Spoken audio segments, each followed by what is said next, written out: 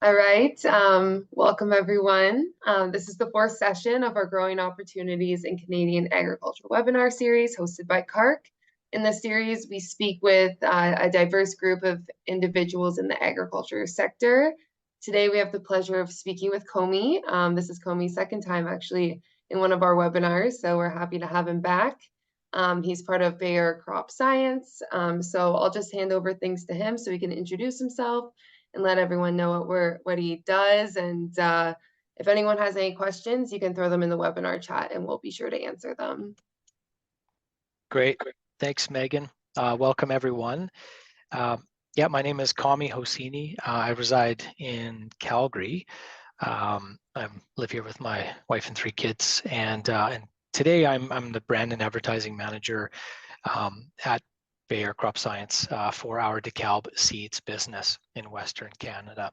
So I can get into a little bit of what that entails. But I've been with Bayer and therefore working in agriculture just over 17 years. And I spent about 15 years or so working more in with the corporate communications team, which is internal, external communications. I have a background in communications and public relations from Mount Royal here in Calgary, and just to set the stage, I don't come by agriculture naturally, I should say. I spent my very formative years growing up on a fruit farm in southern BC, and my mom's family, they farmed east of Red Deer in a small town called Castor, for anyone familiar with the Alberta geography. So I personally didn't grow up in broadacre agriculture where I work today, and actually didn't see myself working in agriculture a dozen plus years ago. So I will say off the bat, I'm still here. It's been a fantastic industry to work in, and I think it's generally, I would have usually viewed it as very untapped for opportunity. So I'm excited to be here today to answer any questions. I'm pretty open, so fire away in the chat, or if you want to come off mute or however it works, Megan, I'll let you and the team manage that. But I'm a pretty open book with any questions. Whether or not I have an answer, I'll be honest, and I can always make one up if you like it that way as well. So that's a bit of my background. I guess I should say in today's terms, I've been in my current job for just about a year, coming up next week. And primarily, as I said, I'm part of the team that curates and manages a 100-plus-year-old seed business, and try to embody that brand and see how it resonates with our customers in Western Canada. And we primarily provide canola, corn, and soybean seed. And yeah, doing all the marketing, positioning, branding efforts that come with that. Yeah, that's awesome. Thank you so much. Yeah, I have a couple questions for you. And yeah, thank you for letting everyone know as well your background. And, you don't necessarily have an agriculture background and you're still in, the agriculture industry today, which is really awesome. And that's what we're really trying to target and, let students know that there are so many different opportunities in agriculture, no matter what your background is. So, what are some things that you take into consideration when marketing for agriculture? Is it generally consumer or producer focused? Okay. Yeah, I think to start that, I'll answer in a few different parts. First and foremost, I think, farmers, producers are still people, first and foremost.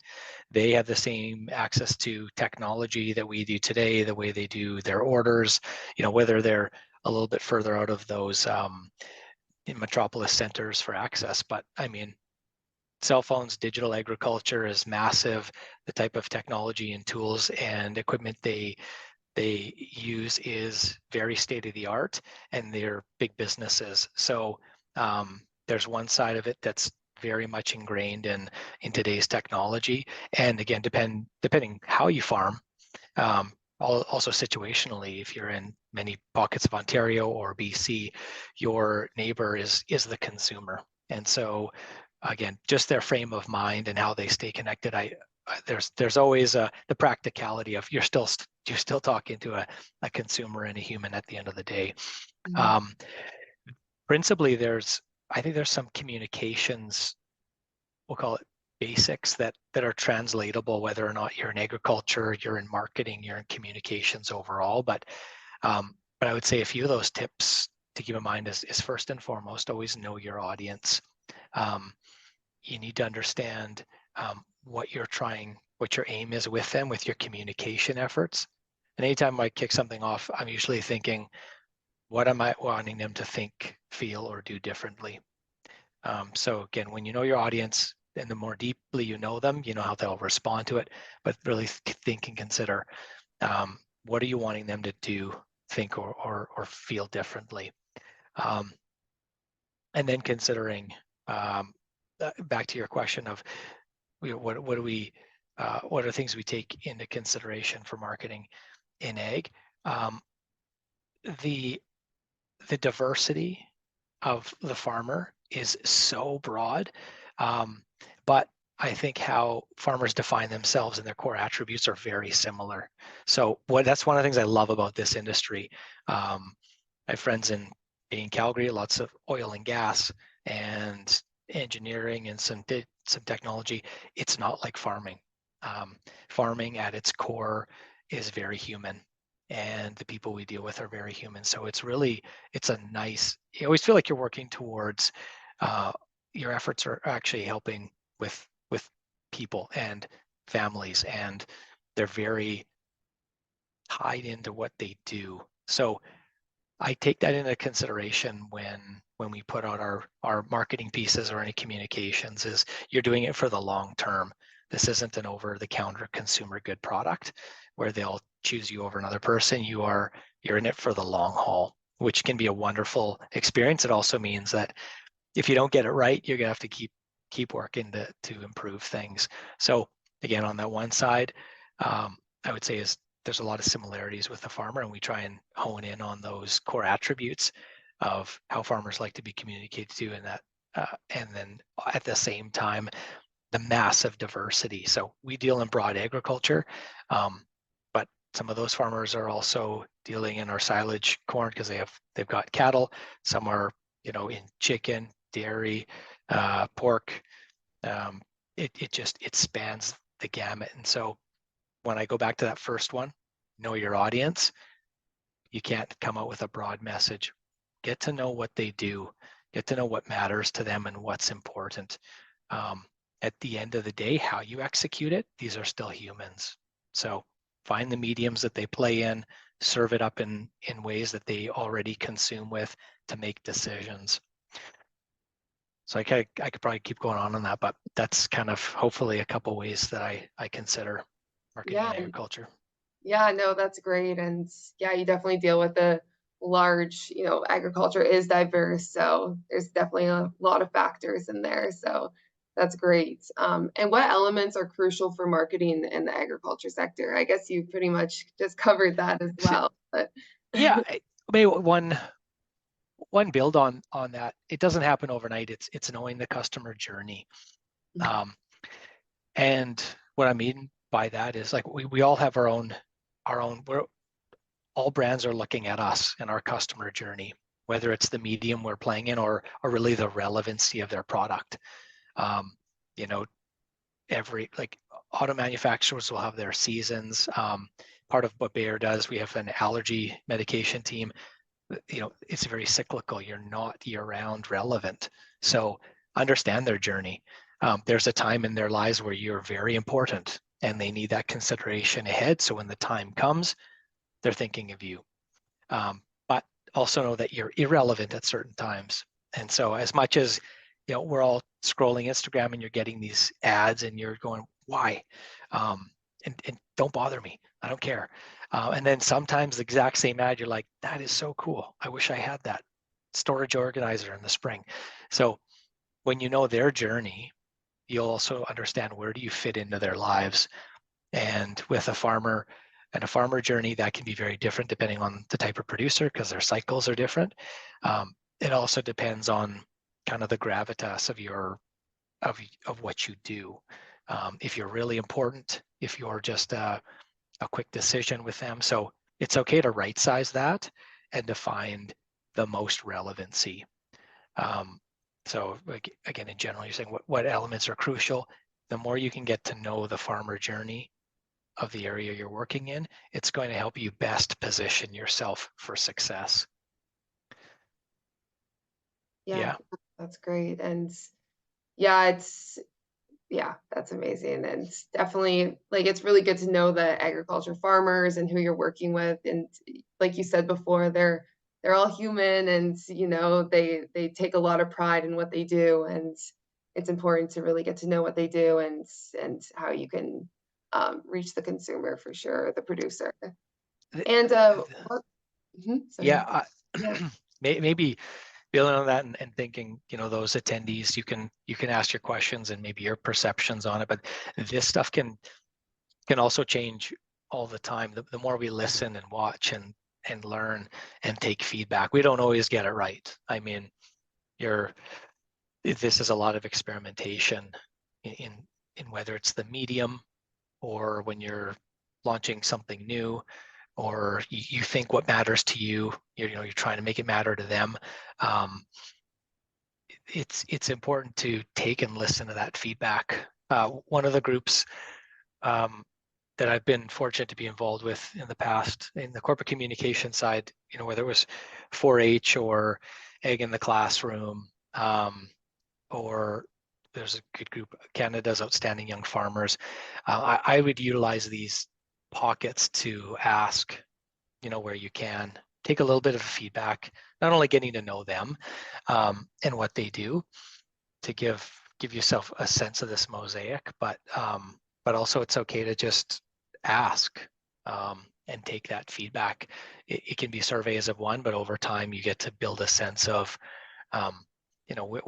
where am I pushing the limit too much, or where do they not even care? And we might have an opportunity to make bold steps. They used to say that agriculture was, in some cases, 20 years behind on certain technology, and maybe now it's less than 10 years behind. But keeping that sense of how are they progressing, how are they consuming today. This is kind of constantly an ongoing journey. Yeah. And has there been some major changes that you've seen or in Um, the time?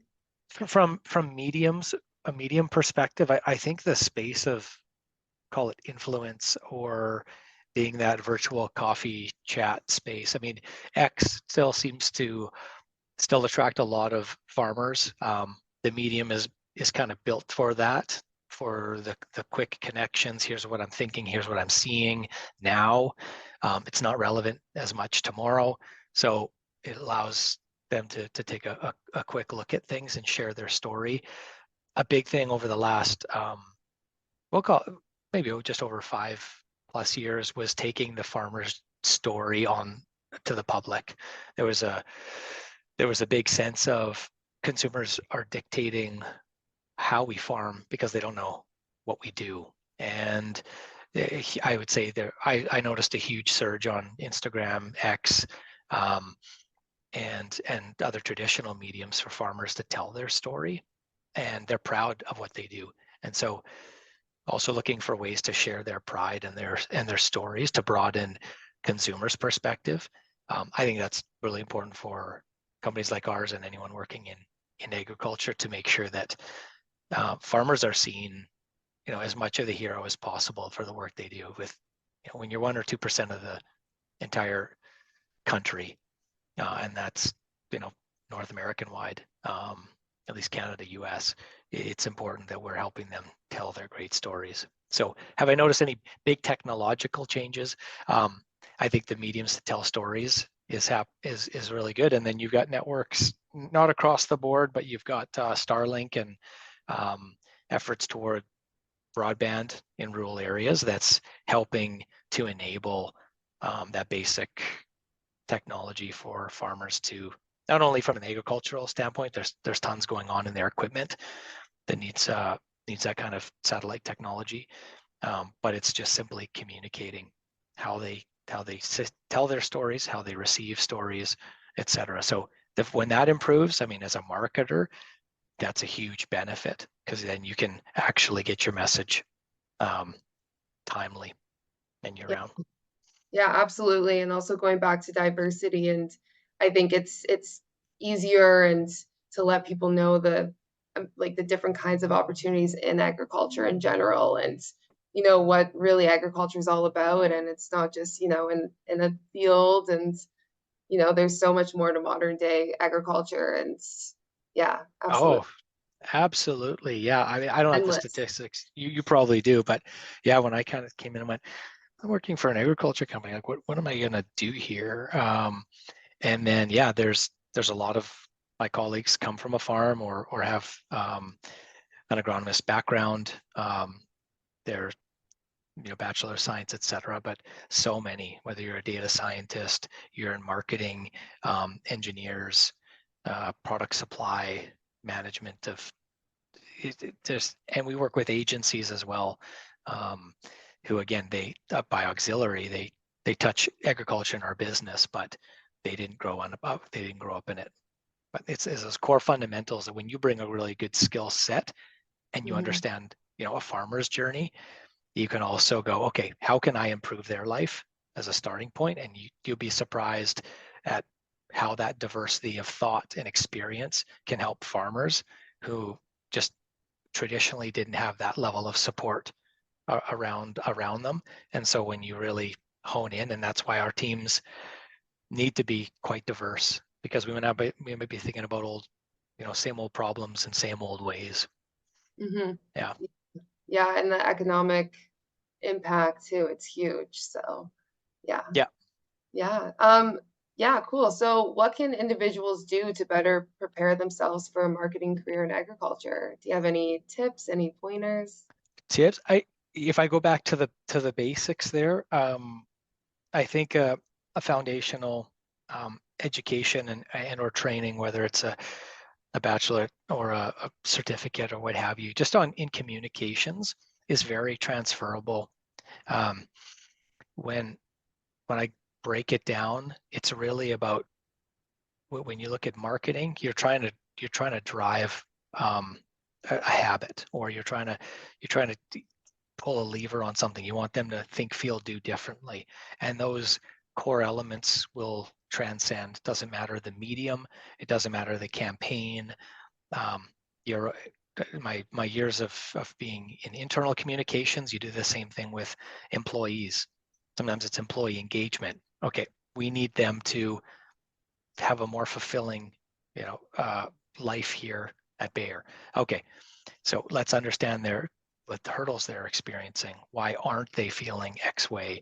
How do we get them to do something different or feel? And so the formalized kind of an education on that side helps to hone in that craft.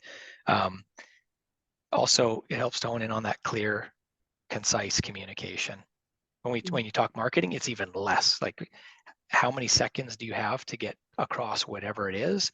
Um, that that becomes so precise, and so it's like asking all the right questions to make sure that you're coming out with how much can I get across in as little amount of time, um, and then going through new ways of measurement. I think in the space of communications and marketing, Hmm. long gone are the basic days of just splash, one to many messaging. It's so back and forth. There's so many tools to measure it. What do these metrics tell you? Did you move a needle? So I think going through that kind of formalized process, and I've been so long out of school, so I'm probably ancient in some of these, um, but having a sense of, okay, me as a marketer, if I'm going to prove my value, I can show you. So yes, I know what we want to accomplish. I know how and where we want to put that message. And I know generally how I'm going to measure I moved from A to B. And I think when you can show that in any organization you're with, you're highly valued. So show your proof. I mean, you can't change what you're not measuring. So that's a big part of again having that value. What else can individuals do if you're not, for you those on the call today, if you're not in agriculture, um, it's an open space. Now, do you just go on a farm? You technically can. There's lots of open farm days if you want to go, but there's other networking opportunities. There's CAMA, Canadian Agro Marketing Association. There's regional chapters. And they're very low cost. I mean, if you want to become a member, Canadian Farm Writers Federation, it's like $50 to join. Sometimes there's a student rate. If you just want to start playing in the space and seeing, okay, what can I pick up here? Am I just learning, networking? Do I want to do maybe some freelance writing, or get my toes wet? Some of these are great people, and like I said at the beginning, from the industry, they're in it long term. They've been around a long time, and they have lots to share, and they're very open. So find a network that's closer, that's in that agricultural space, and I think you'll be welcomed with open arms to come and discover. I know you'll know better than me, Megan, but there's going to be a huge glut in farming, in the support, resources, talent required to fill the field. And so I'm just like, I tell my kids, like, you should really look at this, follow your passion, but you might have a home somewhere in agriculture that can be a long, fulfilling career. Mm-hmm. Yes, absolutely. And that's what we're doing with growing opportunities, and Kirk in general. Just we see that there is a major labor gap, and one of the reasons for it is it's just it's people aren't aware of the opportunities, especially the younger generation. So it's so important to let everyone know that no matter where, like, what you're studying or what your interests are, there is a career for that in agriculture. So yeah, that's Oh, great. Yeah. I know it'll change by company. Here we get formally, depending where you're located and what you do, we go in the office a couple of days a week.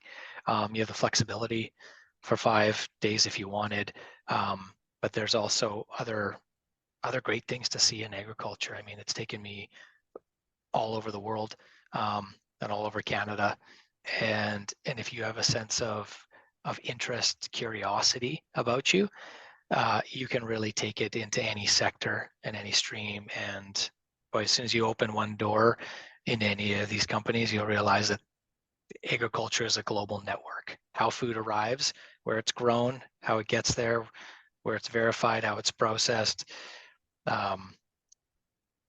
where all the technology that goes into it. I mean, it's a wonderful space, connected to I'd say a pretty wholesome industry. So a lot of fun. Yeah, absolutely. Awesome. Well, if anyone has any questions, please put them in the chat and we can ask them. But I think you covered everything. That was great. And yeah. Again, and if it can be any type of questions anyone has, as a quick background, maybe just to break ice, my name, Komie Hossini, might seem a little off to, it's actually Kamran Hosseini. My dad's an Iranian immigrant. Again, they farmed citrus, date farm in Kerman province in Iran, and he came here in the 70s, just kind of looking for opportunity. Did some farming for a little while. It didn't work out so well for us, but again, I see diversity in agriculture. It's super interesting actually to see where it's changed to over time. When I started, it was kind of your typical middle-aged Caucasian male, and it's just blown up from the diversity side of things. I mean, from the actual farming, tends to be very diverse. Again, my family as immigrants, started farming that way. Who's involved? I mean, it's agriculture. Well, again, one of the best experiences I've had is with Canada's Outstanding Young Farmers. You get great producers, every element of agriculture, forward thinkers, just an amazing slice of talent and where this industry is going in Canada and all the opportunities. So Yeah, no, that's amazing. And Yeah, if you want to drop your email or LinkedIn, if you're interested, maybe people can reach out to you, and if they have any interest, and you guys can connect that way. Sure. Yeah, I, Great. I can put something in here Yeah. with my email um, and kind of everything. I don't have an alias. Um, I'm gonna resend it so it goes to everyone. That's okay. oh, okay. Yeah. Sorry, I think I put hosts and panelists, so hopefully people saw. Oh, okay. There you go. Hey, to everyone. I probably should have. It's okay. Oh, I didn't have that option. Okay. All Um, right. Perfect. anything else? I think that's everything. That was amazing. And thank you so much for joining us again. And to the attendees, Komie's info is right there. So please, if you're interested, reach out to him. He's a great source. And Oh, yeah. yeah, actually, Oh, we have a question. we do have a A question. question from my favorite person, anonymous attendee. Um, okay, I was just wondering if you have any suggestions for anyone who wanted to switch from a research and development scientist role into marketing or sales. Yeah, sometimes it can depend on the type of organization. I found that making it's usually what we call short-term assignments. So that's one way people can get involved. Or I think a great one for myself has been leading or being on committees. So within your organization, excuse me, just to build a skill set. One of the things that we have are business resource groups. So they kind of focus on areas of underrepresented employees, whether it's LGBTQ plus, it's BIPOC, it's what have you. And I was like, I want to learn more, and actually I want more of a role to play to build some skill set. Join a committee that way. Sometimes if there's something going on, so say again, if you're more in the research research and scientist role, do you have a conference coming up within your company where you could get more involved? Can you take a leading role as a member of the steering committee? Could you run a project? So say if marketing and sales has campaign planning coming up, what kind of campaign are they running? And again, trying to convince, speaking to from a farmer first perspective, where do you play a role, and how could you influence their journey, and maybe asking some of those questions. So some of those just probing, and honestly just grab a coffee and jump in an office with someone and be like, hey, I'm super interested in this spot. I know there's no role right now. What are some of the things you do?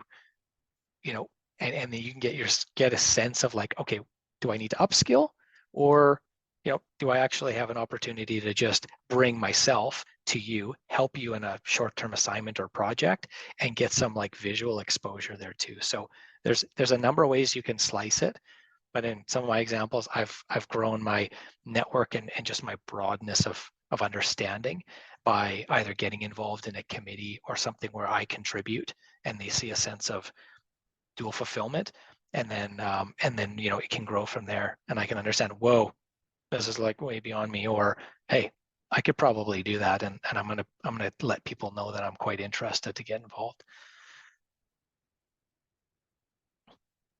No, that's awesome. That's Thank yeah. you, Yubo. um, awesome. Yeah, check it out. I'm telling you, like I said, I've been here getting to 20 years, um, and I can't tell you the opportunities that open up. um, be curious. Like I've even told it as I transferred here, I was going to go in we have a digital farming team, and one of the things they were looking for is like, yeah, you can learn the skills, yeah, but are you interested? Um, are you engaging? Like, are you someone people really want to work with? Like, these are kind of core attributes that, just think about any hiring manager and working in a team. If you're a critical thinker, you can go through those processes. Like, you're way more transferable than you think. People learn stuff that they have no business learning, like formally, you know. Um, but it's a matter of interest, and you can go deep, and people will give you all their knowledge and talent. Like, all you have to do is show interest, and they'll talk your ear off in agriculture. So Yeah, don't look at it as a barrier. It's good opportunities. Mhm. Um, okay, can you recommend a short course for someone with no background in marketing? Oh, that's a good question, and I couldn't give you a direct answer just on like certification. I wouldn't be able to give it to you in a minute or less. Megan, I don't know if there's anything from a resource standpoint, but there's, yeah, I probably have to follow up on like what's a short course. I know so many institutions offer certifications. I would, if you want to scratch the surface, I haven't actually researched this, but I would check into either Olds College or the U of S, two Mhm. very established agricultural institutions that I'm sure run the gamut for people wanting to upgrade, people wanting to go really deep. Olds has been doing a lot of cool things in recent years, so they might have something that bridges that gap or at least scratches the surface for you.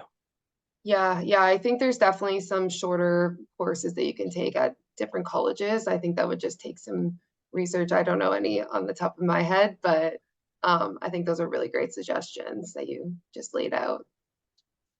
Awesome. Those are great questions, everyone. Thank you. Um, cool. Well, 1:31. So if we don't have any other questions, we can end it there. That was really great. Um, yeah. Did you have anything Awesome. else you wanted to add or? Nope. I just again encourage you to take a second look at agriculture.